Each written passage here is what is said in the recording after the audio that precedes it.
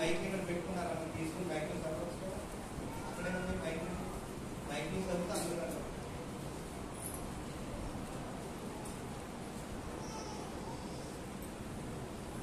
ఆ స్త్రీ ఆయనతో క్రీస్తునబడిన మెస్సయ్య వచ్చునని నేను ఎరుగుదును. ఇక్కడ మనం చూస్తున్నాము ఒక సమరయ స్త్రీతో ఆయన మాట్లాడుతున్నటువంటి సంభాషణ. ఇక్కడ ఆ స్త్రీ అంటే మెస్సయ్య అనేటటువంటి ఆయన వస్తాడు, నేను ఎరుగుదును. ఆయన వచ్చి సమస్తాన్ని కూడా మాకు తెలియజేస్తాడు.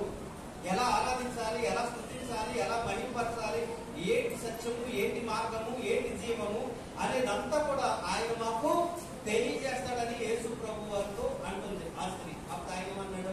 యేసు నీతో మాట్లాడుచున్న నేనే. నీతో మాట్లాడుచున్నది నేనే. ఎవరి కోసం అయితే ఎదురు చూస్తున్నావో, ఎవరైతే వచ్చి నీకు సమస్తాన్ని తెలియజేస్తారని నువ్వు ఆశపడుతున్నావో, ఎదురు చూస్తున్నావో, ఆయననే నేను. ఇప్పుడు నేను నీతో మాట్లాడుతున్నా ఆయననే నేను. దేవునికే మహిమ కలుగును గాక. హల్లెలూయా. కాబట్టి ఆయన వచ్చి సమస్తాన్ని మనకు తెలియజేశాడు. దేవుడు అంటే ఏంటి, ఎలా ఆరాధించాలి, ఎలా మహిమపరచాలి, సత్యం అంటే ఏంటి, వెలుగు అంటే ఏంటి, జీవం అంటే ఏంటి, ఏం చేస్తే మనము నిత్య జీవానికి వారసులం అవుతాము, ఈ విషయాలన్నిటినీ కూడా ఆయన మనకి తెలియజేశాడు. దానికి నివృత్తిని కూడా ఆయన మనకి అనుగ్రహించాడు. కాబట్టి ఆయన అంటున్నాడు, సమస్తాన్ని గురించి తెలియజేయడానికి ఆయన ఈ లోకానికి వచ్చాను అన్నటువంటి మాట. దేవునికి మహిమ కలుగునుగా. హల్లెలూయా. తర్వాత మూడవదిగా మొదటి యోహాను రాసిన మొదటి పత్రిక 3వ అధ్యాయము 8వ వచనంలో మనం చూస్తాము, ఆయన ఎందుకు వచ్చాడంటే ఈ లోకానికి అపవాది యొక్క క్రియలన్నింటినీ నశింపజేయడానికి ఆయన వచ్చాడన్న విషయాన్ని తెలియజేస్తాడు. చదవండి అన్నమాట. మొదటి యోహాను రాసిన మొదటి పత్రిక 3వ అధ్యాయం 8వ వచనంలో మాట. అపవాది మొదటి నుండి పాపము చేయుచున్నాడు కనుక పాపము చేయవాడు అపవాది సంబంధి. అపవాది యొక్క క్రియలను లయపరచుటకే దేవుని కుమారుడు ప్రత్యక్షమాయెను. అపవాది యొక్క క్రియలను లయపరచటానికే దేవుని కుమారుడు ఈ లోకానికి ప్రత్యక్షమాయెను అన్న మాటను అక్కడ ఆయన తెలియజేస్తా ఉన్నాడు.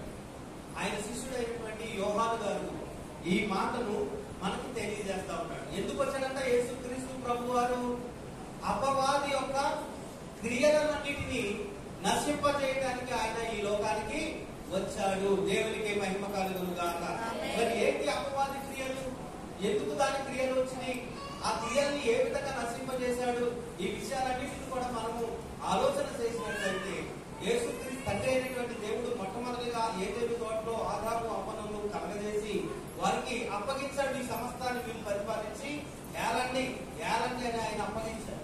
కానీ వారు ఏం చేశారంటే ఆ యొక్క అధికారాన్ని, ఆ యొక్క సమస్త ఆ పరిపాలన అంతటిని కూడా వారు పరిపాలన చేయకుండా, అధికారంగా ఉండకుండా ఎవరికి అప్పగించారు? ఎవరి మాట విన్నారు?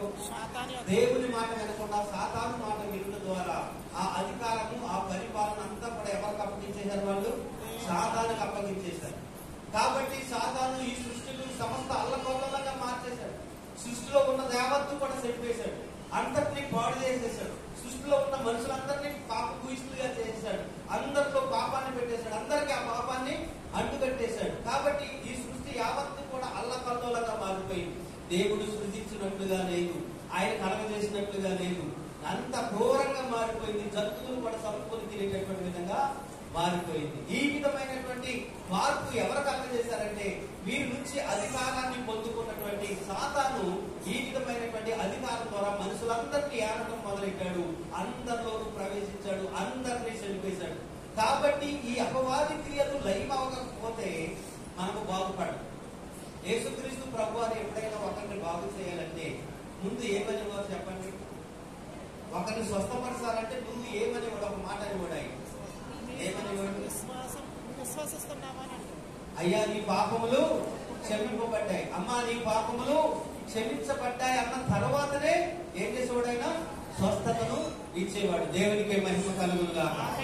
మనలో పాపం పెట్టుకొని, మనలో శాపం పెట్టుకొని, మనలో దోషం పెట్టుకొని నేను స్వస్థత పొందాలి, విడుదల పొందాలి, ఆశీర్వదింపబడాలి, దీవింపబడాలి అంటే అది కాదు. ముందుగా మనలో నుంచి ఏం పోవాలంటే మన దోషం పోవాలి, మన పాపం పోవాలి, మన అతిక్రమం పోవాలి. అప్పుడే మనం ఏమవుతామంటే క్షమించబడతాము, అప్పుడే మనము ప్రభు యొక్క కృపను పొందుకుంటాము, అప్పుడే ప్రభు చేత మనము ఆశీర్వదింపబడతాము.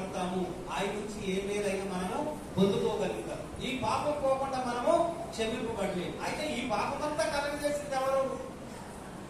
ఈ పాపమంతా ఇప్పుడు అనేక రకాలైనటువంటి ఆలోచనలు మనసులో పెట్టడానికి, అనేక రకాలైనటువంటి క్రియలు చేయడానికి ఈ దినాల్లో మనం చూస్తున్న భయంకరమైనటువంటి క్రియలు.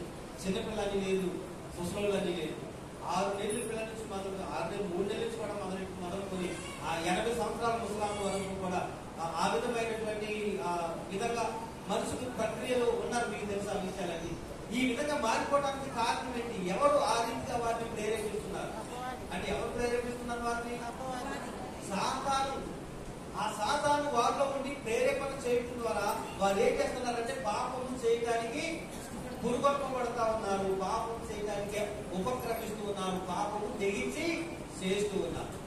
మరి ఈ సాతాను యొక్క క్రియలు లయం అవ్వకుండా, సాతాన్ని తొలగించకుండా, దాని యొక్క క్రియలు లయం చేయకుండా పాపం పోవాలంటే పోదు. కాబట్టి ఇప్పుడు యేసు ప్రభువు ఈ లోకానికి ఎందుకు వచ్చారంటే అపవాది యొక్క క్రియలను లయపరచడానికి ఆయన ఈ లోకానికి వచ్చాడు. దేవునికి మహిమ కలుగునుగాక.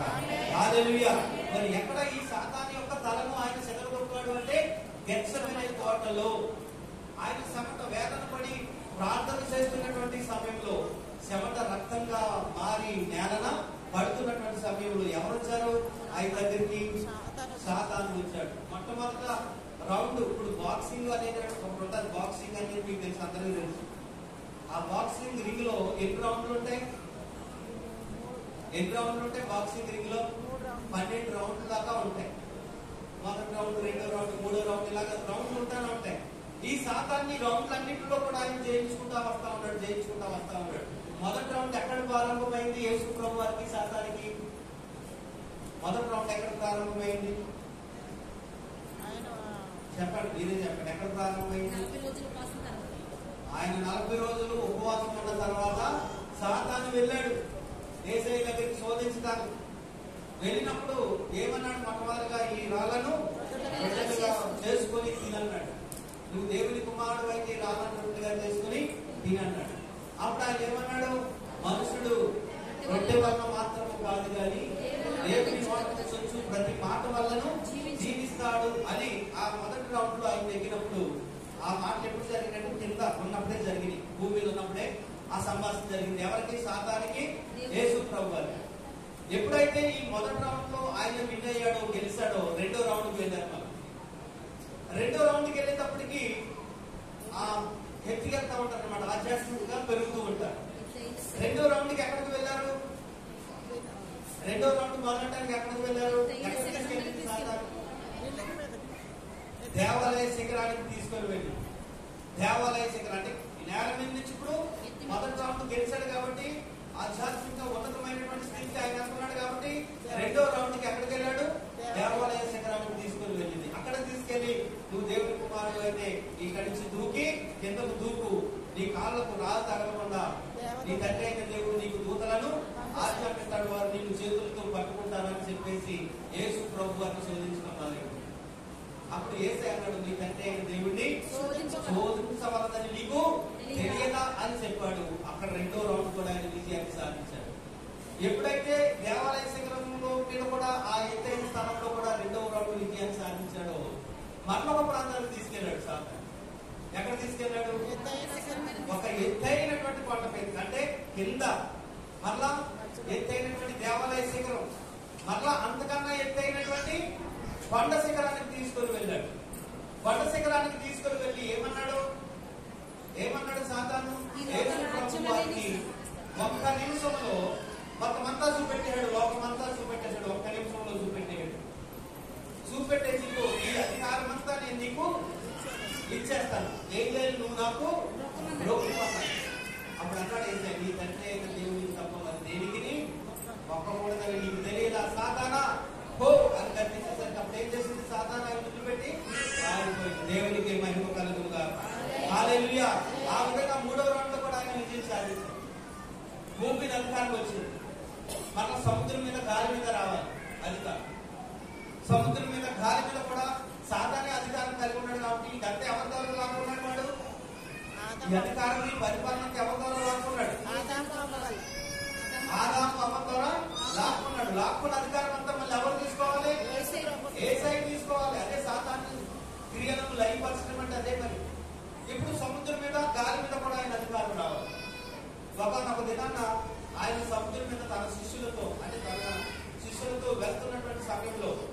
ఏం కలగజేస్తే ఆయనకేమో అలసట చెంది నిద్ర వస్తుంది. ఆయన నిద్రపోతా ఉంటాడు.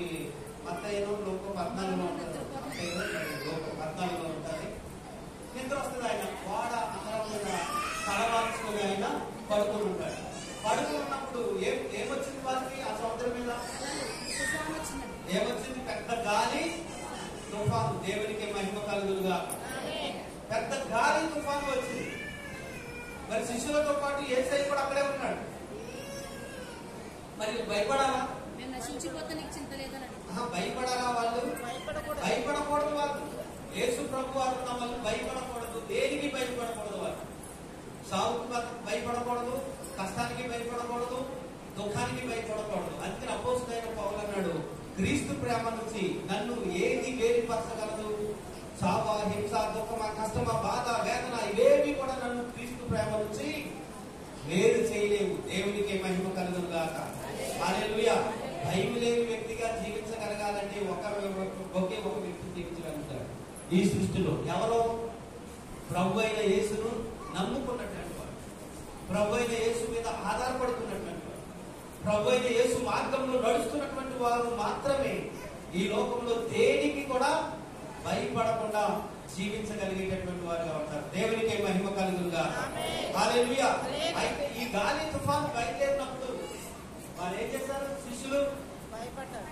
అయ్యా, ఈ గాలి మమ్మల్ని ముంచేస్తుంది, అయ్యా ఈ తుఫాను మమ్మల్ని ముంచేస్తుంది, నువ్వు హాయిగా నిద్రపోతున్నావు, నీకు చింతలేదా, నీకు చింతలేదా అని నిద్రపోయాయని కూడా లేపేసింది. అప్పుడు ఆయన ఏమన్నాడు? అల్ప విశ్వాసులారా. ఏ విశ్వాసం అంటే వాళ్ళు? అల్ప విశ్వాసం. అందుకనే ఒక మాట కూడా, ఒక సామెత కూడా ఉపయోగిస్తూ ఉంటారు ఈ లోకంలో. ఏంటో సామెత అంటే పేక మేడ కూలిపోయినట్టుగా కూలిపోయిందంట. పేక మేడ కడతారు కొంతమంది కళలతో, అంటే దాంతో మేడ కట్టి అలా కట్టాలనుకుంటారు, పేక మేడ కడతారనమాట. ఈ పేక మేడకు ఏదైనా తగిలినా, ఏదైనా ఆలోచన ఏమవుతుంది? ఏమవుతుంది చెప్పండి? అది కూలిపోతుంది. అలాగే వీరి విశ్వాసం కూడా ఏమైపోయింది? అల్పమైంది. గాలి వస్తాయి, తుఫాను వస్తాయి, ఏమైపోయింది? వారి విశ్వాసం కూలిపోయింది. లేదు, పోయింది, వాళ్ళ విశ్వాసం పోయింది. అందుకనే యేసు ప్రభువు అన్నారు, మనం విశ్వాసం కలిగి జీవించాలి. నీతిమంతుడు దేని వల్ల జీవిస్తాడంట? విశ్వాస మూలముగా జీవిస్తాడు నీతిమంతుడు. నువ్వు నీతిమంతురాలుగా ఉండాలి అంటే నీకేముండాలి? విశ్వాసం ఉండాలి. ఎప్పుడైతే నీలో విశ్వాసం ఉంటుందో నువ్వు నీతిమంతుడుగా జీవిస్తావు. నీతిమంతుడైతే విశ్వాసం మూలంగా జీవిస్తాడు. అందుకనే అబ్రహాం విషయంలో ఆ మాట ఉపయోగించబడింది, యాకోబు విషయంలో ఉపయోగించబడింది. ఇదే మాట ఒక ఆయన తీసుకున్నాడు. ఎవరు తీసుకున్నారు చెప్పండి? మార్టిన్ లూథర్ గారు కూడా ఇదే మాట తీసుకున్నాడు. ఆయన రోమా పత్రికలో ఉంటుంది మాట. ఆ పత్రిక చదువుతున్నప్పుడు నీతిమంతుడు విశ్వాసం మూలముగా జీవించును అన్న మాట లూథర్ గారు తీసుకున్నప్పుడు, ఆ లూథర్ గారు ఆ విశ్వాసం ద్వారా కొన్ని విషయాలు రాస్తూ దేవుని కొరకు జీవిస్తున్నప్పుడు సాతాను ఎవరి దగ్గరికి వచ్చింది? మార్టిన్ లూథర్ గారి దగ్గరికి వచ్చి, మార్టిన్ లూథర్ యొక్క పాపాలన్నింటినీ కూడా ఏం చేస్తుందంట? అక్కడ ఒక గోడ ఉంటే, ఇటుకలతో కట్టబడినటువంటి గోడ, ఆ ఇటుకల మీద మార్టిన్ లూథర్ యొక్క పాపాలన్నీ రాస్తుందంట. పాపాలన్నీ రాసేసిందంట. ఇదిగో మార్టిన్ లూథర్, నువ్వేదో అనుకుంటున్నావు కదా, నువ్వేదో విశ్వాసం వల్ల జీవించేస్తున్నావు అనుకుంటావు కదా, నీతిమంతుడు అనుకుంటావు కదా, ఇవ్వో చూడు నీ పాపాలు, ఎన్ని పాపాలు ఉన్నాయో చూడని గోడ మీద ఆయన పాపాలన్నీ రాసి చూపెడుతున్నట్టు మార్టిన్ లూథర్ సార్. అప్పుడు ఆయన కొన్ని పత్రికలు రాస్తా ఉన్నాడు సిరాతో. సిరా దగ్గర ఉంది ఆయన దగ్గర, ఎర్రని సిరా ఉంది ఆయన దగ్గర. అందులో అప్పుడు మనకంటే కళాలు ఉన్నాయి, పెన్నులు ఉన్నాయి. అప్పుడు కళాలు పెన్నులు లేవు కాబట్టి ఏదో ఒక వెంటు ఉండదు కదా, దాంతో రాస్తాం మళ్ళీ. ఎప్పుడైతే ఈ పాపాలన్నింటినీ చూపించిందో సాతాను, ఈ మార్టిన్ లూథర్ ఏం చేశాడంటే సిరాకుతో పరాకుతో సతానా హో అంట ఏం చేశాడంటే, ఇలాగనేసరికి ఆ సిరాబుద్ధి కాస్త వెళ్ళి ఆ గోడ మీద, ఇటుకల మీద ఏమేమి పాపాలైతే రాసిందో ఆ పాపాలన్నింటి మీద ఈ సిరా వెళ్ళి పడింది. ఎప్పుడైతే ఈ సిరా వెళ్ళి పడిందో ఆ రాయబడినటువంటి పాపాలన్నింటినీ కూడా ఏం కప్పేసింది? ఈ ఎర్రని సిరా కప్పేసింది. దేవునికి మహిమ కలుగును గాక. అప్పుడు దేవుని స్వరం వింటా ఉన్నాడు, లూథర్, నీ పాపములన్నీ కూడా నా రక్తంతో కడగబడినవి, నీవు నీతిమంతుడవు. దేవునికే మహిమ కలుగును గాక. హల్లెలూయా. మీలో విశ్వాసం ఉంటుందో, ఎప్పుడైతే మీరు నమ్మిక ఉంటుందో, మిమ్మల్ని దేవుడు తన రక్తం ద్వారా కడిగి మీ పాపములన్నింటినీ కూడా శుద్ధి చేసినటువంటి వాడు. అందుకనే ఆయన పరిశుద్ధ రక్తాన్ని మన వరకు సిలువలో కార్చాడు. ఆయన చిట్ట చివరి రక్తం కొట్టు వరకు ఎందుకు కార్చాడు అంటే, ఆయన రక్తం మన ప్రతి పాపముల నుండి మనలను పవిత్రులుగా చేయుచున్న దేవునికి మహిమ కలుగునుగా. హల్లెలూయా. అయితే ఈ శిష్యులు ఏం చేశారంటే భయపడ్డారు. యేసయ్య మేము చచ్చిపోతున్నాం, నీకు చింతలేదా, నీకు చింతలేదా అని చెప్తే ఏం చేశాడు ఆయన? అల్ప విశ్వాసులారా వెలికలు భయపడుతున్నారని చెప్పి లేచి వెంటనే గాలిని గద్దించాడు. దేవునికి మహిమ కలుగునుగా. హల్లెలూయా. గాలిని గద్దించినప్పుడు ఏమైపోయింది? గాలి ఆగిపోయింది. తర్వాత సముద్రాన్ని కూడా గద్దించినప్పుడు ఆ తుఫాను కూడా ఆగిపోయింది. అంటే గాలి ఆగిపోయింది, సముద్రంలో వస్తున్నటువంటి తుఫాను కూడా ఆగిపోయి ఏమైపోయిందంటే మిక్కిలి నిమ్మలమాయనన్నమాట. మనకు మిక్కిలి నిమ్మలం అయిపోయింది. అంటే ఇప్పుడు ఎక్కడెక్కడ విజయాన్ని పొందాడు? భూమి మీద పొందాడు ఆయన, తర్వాత గాలి మీద విజయాన్ని పొందాడు, తర్వాత సముద్రం మీద కూడా ఆయన విజయాన్ని పొందాడు. దేవునికి మహిమ కలుగునుగా. సాతాను క్రియలు లయపరచడం అంటే ఇవి. దాని క్రియలన్నిటి మీద వ్యాపించుకుని ఉన్నాడు, అధికారం కలిగి ఉన్నాడు.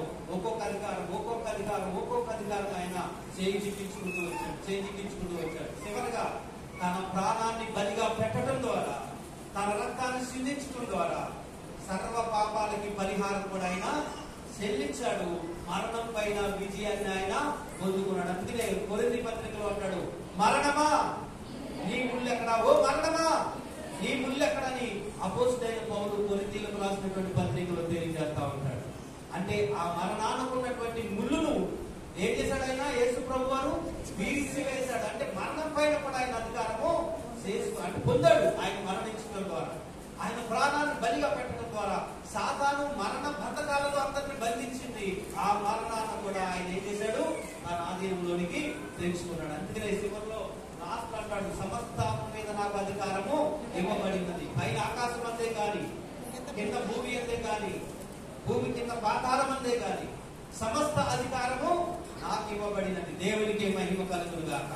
సాతాను దొంగిలించి మోసం చేసి పొందుకున్న అధికారాన్ని అంతటిని కూడా ఆ సాతాను క్రియల నుండి అన్నిటినీ లయపరిచి దాని అధికారాన్ని మళ్ళీ ఎవరు తీసుకున్నారు? ప్రభు అయిన యేసు క్రీస్తు వారు తీసుకున్నారు. కాబట్టి సాతాను క్రియలను లయపరచడానికి ఆయన ఈ లోకానికి వచ్చాడు. దేవునికి మహిమ కలుగునుగాక. హల్లెలూయా. మరి ఇంత జరిగింది. ఏదైనా తోటలో ఆదాము అవ్వలతో యేసు ప్రభు వారు ఒక మాట అన్నాడు. 2:28 1:28 ఉంటారు ఆదికాండం. మీరు ఫలించండి, అభివృద్ధి పొందండి, విస్తరించండి అన్న మాట అంటాడు.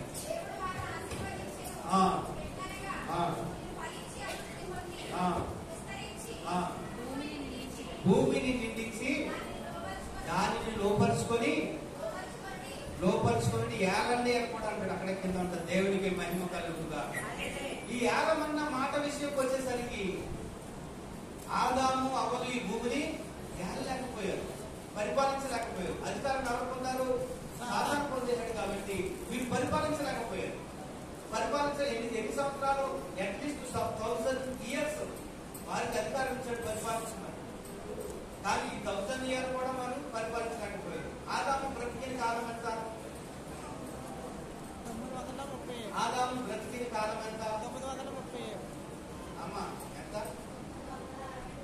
967. 69. ఆదాము బతికాడు 969 సంవత్సరాలు బతికాడు. ఆదాము 930 సంవత్సరాలు. కట్టారేంటి? తేలిపోయి ఆరిపోయాడు. ఇదేనా?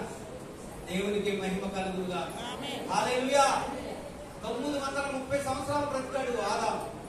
మరి 930 సంవత్సరాలు అయినా ఏలేడా? చెప్పండి, ఏలేడా?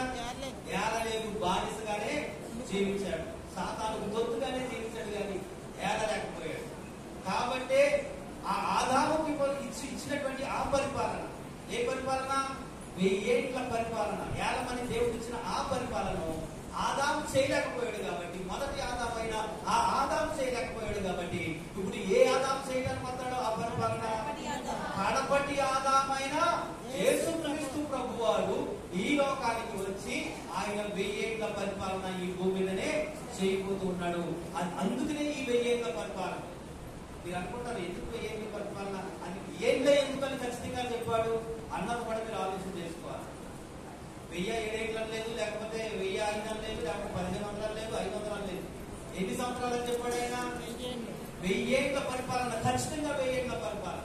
మీరు ఈ ప్రకటన గ్రంథం 20వ అధ్యాయంలో మొదటి నుంచి 3-4 వచనాలు, అంటే 2-3-4 వచనాల్లో ఆ విషయాన్ని మీకు కనపడతాయి. 1000 ఏళ్ల పరిపాలనని అక్షరాలు అక్కడ రాయబడి ఉంటాయి. ఆ 1000 ఏళ్ళు ఎవరికి ఇవ్వబడింది? ఎవరికి ఇవ్వబడింది? ఆదాముకి ఇవ్వబడింది. కానీ పరిపాలించలేకపోయాడు. ఇప్పుడు అధికారాన్ని పొందుకుని సాధారణ క్రియలను లయపరిచి ఆ అధికారం ద్వారా ఆదాము చేయలేనటువంటి పరిపాలన, కడపటి ఆదాము అయినటువంటి యేసుక్రీస్తు ప్రభువారు ఈ భూమి మీదకి వచ్చి 1000 ఏళ్ల పరిపాలన ఈ భూమి మీదే ఆయన అక్షరాల చేయబోతున్నాడు. దేవునికే మహిమ కలుగుగాక. హల్లెలూయా. అపవాది క్రియలను లయపరచడానికి యేసుక్రీస్తు ప్రభువారు ఈ లోకానికి వచ్చారన్న విషయాన్ని మనము గుర్తించుకోవలసినటువంటి వారు అయి ఉన్నాం. తర్వాత 5వదిగా లూకాసు సువార్త 4వ అధ్యాయం 23వ వచనంలో దైవ రాజ్య సువార్తను ప్రకటించడానికి ఆయన ఈ లోకానికి వచ్చాడు. యేసు ప్రభువు ఈ లోకానికి ఎందుకు వచ్చాడన్న విషయం మన ధ్యానాంశం. అందులో భాగంగానే మీకు పాయింట్ ప్రకారంగా నేను తెలియజేస్తా ఉన్నాను. ఇప్పుడు 4వ పాయింట్ గా ఏంటంటే లూకాసు సువార్త 4వ అధ్యాయం 23వ వచనంలో దైవ రాజ్య సువార్తను ప్రకటించడానికి ఆయన ఈ లోకానికి వచ్చాడు. చదవండి. ఆయన వారిని చూచి, వైద్యుడా, నిన్ను నీవే స్వస్థపరచుకొనుము అని సామెత చెప్పి 4:43 లూకాసు సువార్త ఆయన 4:43 ఆయన నేనితర పట్టణములలోను దేవుని రాజ్య సువార్తను ప్రకటింపవలెను. ఆయన నేను ఇతర పట్టణములలోను దేవుని రాజ్య సువార్తను ప్రకటింపవలెను.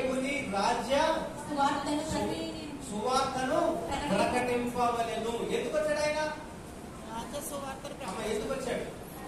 దేవుని రాజ్య సువార్తను ప్రకటించడానికి ఆయన వచ్చాడు. దేవునికి మహిమ కలుగును గాక. అందుకనే ఆయన మొట్టమొదటిగా ఆయన పట్టణం అయినటువంటి, ఆయన దేశం అయినటువంటి యెరూషలేములో అంతటా ప్రకటించాడు.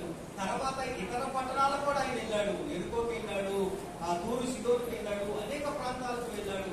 వాళ్ళందరికీ పడని కేవలము ఇది ఇశ్రాయేలుకు మాత్రమే కాకుండా భూమి మీద ఉన్న ప్రజలందరూ కూడా ఈ సువార్తను తెలుసుకోవాలని చెప్పేసి అనేక ప్రాంతాలకు ఆ 3.5 సంవత్సరాల్లో ఏ ప్రాంతాలకైతే వెళ్ళగలడో, ఏ ప్రాంతాల్లో అయితే చేయగలడో అన్ని ప్రాంతాలకు ఆయన కాలినడకనే వెళ్ళాడు. సువార్తను, దేవుని రాజ్య సువార్తను ఆయన ప్రకటించాడు. దేవునికి మహిమ కలుగునుగాక. హల్లెలూయా. ఆయన సువార్త ప్రకటించడానికి లోకానికి వచ్చాడు. అందులో క్రమంగానే ఈ శిలువ శ్రమలన్నీ కూడా ఆయనకు వచ్చాయి. సువార్త ప్రకటిస్తున్నప్పుడు ఎవరికి బాధ కలిగింది? మంచి విషయాన్ని చెప్తున్నప్పుడు ఎవరికి బాధ కలుగుతుంది? చెడ్డ విషయాలు చెప్తే ఎవరికి బాధ ఉండదు. దురద మాటలు చెప్తే ఎవరికి బాధ ఉండదు. అల్లరితో కూడిన ఆటపాటలతో డ్యాన్స్ చేసుకుంటూ డ్యాన్స్ పాడుతుంటే ఎవరికి బాధ ఉండదు. కానీ ఏది చెప్తే బాధ వస్తుంది? సువార్త చెప్తే బాధ. ఈ దినాల్లో సువార్త చెప్పే వారి మీద ఎంత దుమ్మెత్తుపోతున్నారో చూడండి బయటికి.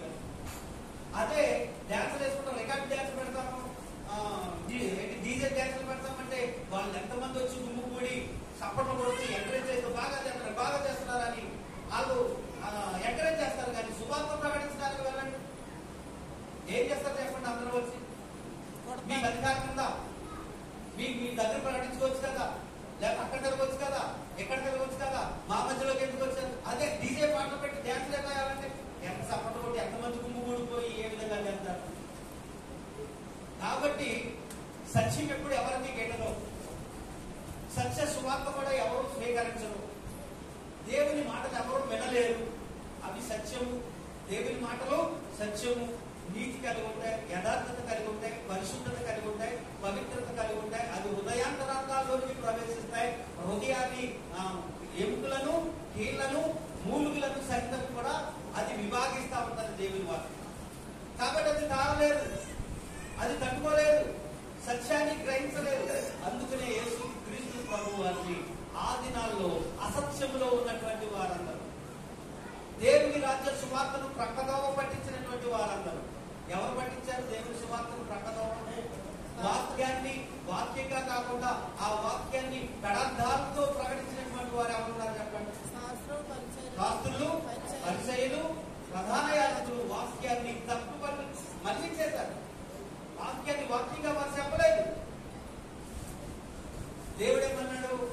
నీ తల్లిని సన్మానించుము, అప్పుడు నీవు భూమి మీద దీర్ఘాయుష్మంతుడు అవుతావని చెప్తే వీళ్ళేమన్నారు తెలుసా? దాన్ని నీ తల్లికి నువ్వు చేయవలసింది ఏమన్నా ఉంటే అది దైవార్పితమను, ఇక నీ తల్లికి చేయవలసిన అవసరం ఏమీ లేదు. ఎంత ఘోరంగా చేసిందో చూడండి సార్.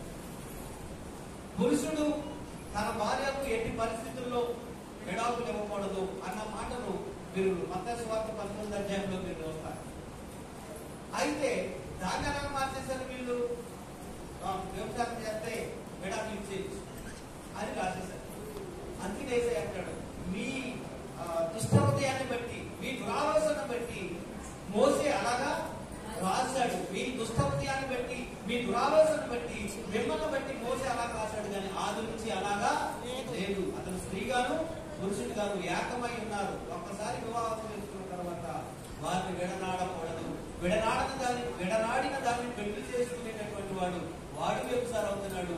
విడనాడింది పెళ్లి చేసుకుంటే ఇవి కూడా వ్యభిచారి అవుతుంది. వ్యభిచారం దేవుని రాజ్యానికి వారసులు అవుతారా? కాలేదు.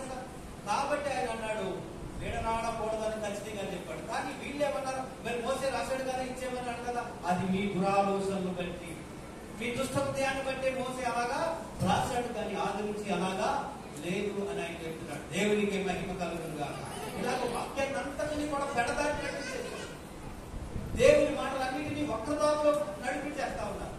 కాబట్టి యేసుక్రీస్తు ప్రభు అని ఎందుకు వచ్చారంటే ఆ దేవుని యొక్క రాజ్య సువార్తను ప్రకటించడానికి ఈ లోకానికి ఆయన వచ్చాడు. దేవునికి మహిమ కలుగునుగా. హల్లెలూయా. మరొక మాట కూడా మనం చూద్దాము. ఈ యోహాను సువార్త 3వ అధ్యాయము 15వ వచనంలో లోకమును ఆయన రక్షించడానికి వచ్చాడన్న ఈ లోకాన్ని. యోహాను సువార్త 3వ అధ్యాయము 17వ వచనం. లోకము తన కుమారుని ద్వారా రక్షణ పొందుటకే గాని లోకమునకు తీర్పు తీర్చుటకు దేవుడు ఆయనను లోకములోనికి పంపలేదు. దేవుడు యేసుక్రీస్తు ప్రభు వారిని లోకానికి ఎందుకు పంపించాడంట? ఆయన ద్వారా ఈ లోకము ఏం పొందడానికి? రక్షణ పొందడానికే గాని తీర్పు తీర్చడానికి ఆయన ఈ లోకానికి ఆయన పంపలేదు. అంటే ఇప్పుడు ఏం పొందాలి మనమందరం? యేసుక్రీస్తు ప్రభు వారు ఏమి ఇచ్చేదాడు? మనకి రక్షణ ఇచ్చేదాడు. అది ఉచితమైన కృప ద్వారా ఇచ్చేదాడు. నీవు వెండి బంగారాలు ఆస్తి ఐశ్వర్యాలు ఏమి ఆయనకి ఇవ్వాల్సిన అవసరం లేదు. అవి ఇచ్చి నీ రక్షణ కొనుక్కోవాల్సిన అవసరం నీకేమీ లేదు. కేవలము నీకు రక్షణను సిద్ధపరిచినటువంటి యేసయ్యను నీ హృదయంలో సొంత రక్షకునిగా నువ్వు స్వీకరిస్తే చాలు. ఆయన్ని నమ్మితే చాలు. ఆయన విశ్వసిస్తే చాలు. ఆయన వాక్య ప్రకారంగా నువ్వు జీవిస్తే చాలు. నువ్వేమవుతావు? రక్షణ పొందుతావు. ఇది డబ్బు దశకం పెట్టి పొందుకునేది కాదు. ఉచితంగా ఇచ్చాడు. ఆయన ఉచితమైన కృప ద్వారా మనకి ఆయన రక్షణ ఇచ్చాడు. ఇంకా నువ్వు నిర్లక్ష్యం చేస్తే, ఈ రక్షణ పొందకుండా ఇంకా నువ్వు నిర్లక్ష్యం చేస్తే, వాక్య ప్రకారంగా నువ్వు జీవించకుండా ఇంకా నువ్వు నిర్లక్ష్యం చేస్తే, ఆయన ఉచితంగా ఇచ్చినటువంటి ఆ రక్షణ ఆనందాన్ని నువ్వు అనుభవించకుండా ఉంటుంటే, ఇంకా నువ్వు నమ్మకపోతే, ఇంకా నువ్వు బాప్తిసం పొందకపోతే, ఇంకా నువ్వు విశ్వసించకపోతే, ఇంకా నువ్వు దేవుని మార్గంలోనికి రాకపోతే, ఇంకా నువ్వు వాక్యాన్ని ధ్యానించకపోతే, ఇంకా నువ్వు వాక్య ప్రకారంగా నడుచుకోకపోతే ఏమవుతుంది? అప్పుడంటున్నాడు అపోస్తలుడైన పౌలు, ఇంత గొప్ప రక్షణను నిర్లక్ష్యము చేస్తే, ఇంత గొప్ప రక్షణను నిర్లక్ష్యం చేస్తే రాబోయే ఆ ఉగ్రత నుంచి నిన్ను కాపాడగలవాడెవడు? నిన్ను తప్పించగలవాడెవడు అని అడుగుతున్నాడు ఆయన. నిన్ను ఉగ్రత నుంచి తప్పించేదైనా, మరణం నుంచి తప్పించేదైనా, నరకం నుంచి తప్పించేదైనా, దేని నుంచి తప్పించేదైనా ఒకే ఒక ఆయన. ఆయనే ప్రభువైన యేసుక్రీస్తు. అతిథిని అన్నాడు, నేనే. ఎవరు చెప్పారా ఆ మాట? ఎవరైనా ఈ లోకంలో ఎవరికైనా చెప్పే దమ్ముందా మాట? ఎవరైనా చెప్పగలిగారా? దేవతలు దేవుడు అనేవారు ఎంతో మంది ఈ లోకంలో మనం కనబడతా ఉంటారు. ఎవరైనా ఈ మాట చెప్పగలిగారా? ఏ మాట? నేనే మార్గమును, నేనే సత్యమును, నేనే జీవమును అని ఎవరైనా చెప్పగలిగారా? ఎవరు చెప్పలేదు. ఎందుకంటే అది వారు ఇవ్వలేరు. అది వారి వల్ల కాదు. రక్షణ ఇచ్చేవాడు ఒకే ఒకడు, ఆయనే ప్రభు అయిన యేసుక్రీస్తు వారు. కాబట్టి ఆయన మాత్రమే ఈ మాట చెప్పగలిగాడు. ఏ మాట?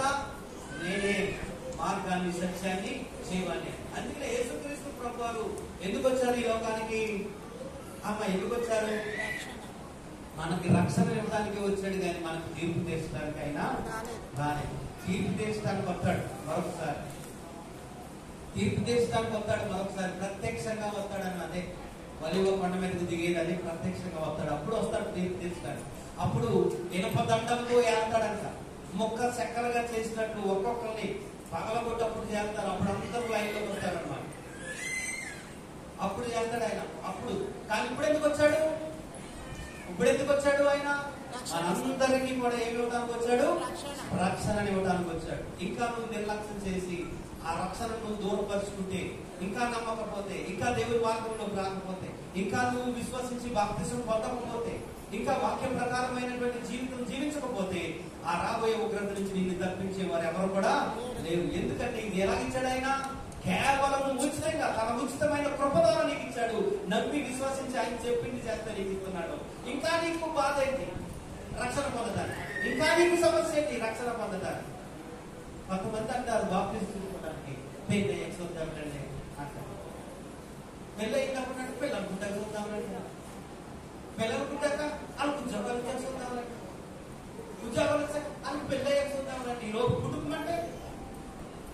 కుటుంబమంటే మరి ఏమవుతుంది రక్షణ? ఎక్కడికి వెళ్తావు నువ్వు జీవితం? కాబట్టి ఏమన్నాడంటే ఆయన దీపం ఉండగానే ఏం చేయాలి? ఇల్లు చక్కబెట్టుకోవాలి. దీపం అంటే సంఘమే. ఈ సంఘంలో ఉన్న సేవకుడే దీపం అంటే. ఆయన అందరికన్నా పైన ఉన్న దీపం. ఈ వాక్యం ప్రకటింపబడుతున్నప్పుడు, సంఘం ఉన్నప్పుడు నువ్వు నమ్మి విశ్వసించి బాప్తిసం పొందుకొని రక్షణ పొందితే నువ్వు రక్షింపబడతావు. ఆ రక్షణ యేసు ప్రభువు ఇచ్చినటువంటి ఆ ఉచితమైన రక్షణ నువ్వు అనుభవిస్తావు. దేవుని కుమారుడిగా, కుమార్తెగా మార్చబడతావు. దేవుని రాజ్యానికి వారసురాలుగా అవుతావు. కానీ ఇది నిర్లక్ష్యం చేసి ఇంకా చూద్దాంలే అని అంటే కనుక ఏ సమయం ఎవరికి ఏమి సంభవిస్తుందో ఎవరు కూడా చెప్పలేరు. ప్రతి వస్తువుకి గ్యారెంటీ ఇస్తారు కొంతకాలం. టైర్ పడిస్తారండి, బండికి వేసుకునే టైర్ కూడా గ్యారెంటీ ఇచ్చారు 2 సంవత్సరాలు. మనం ఇవ్వగలనా? నేను ఇవ్వగలను, నాకు నేను 2 సంవత్సరాలు అని నేను చెప్పగలనా? మీరు చెప్పగలరా నేను 2 సంవత్సరాలు జీవించిపోతానని? చెప్పలేను. ఎందుకంటే ఏ క్షణము ఏమవుతుందో ఎవరికి కూడా తెలియదు. మన జీవం ఏపాటిది? నీటి బుడగలంటుంది, గడ్డి పువ్వులంటుంది, నీటి లాగా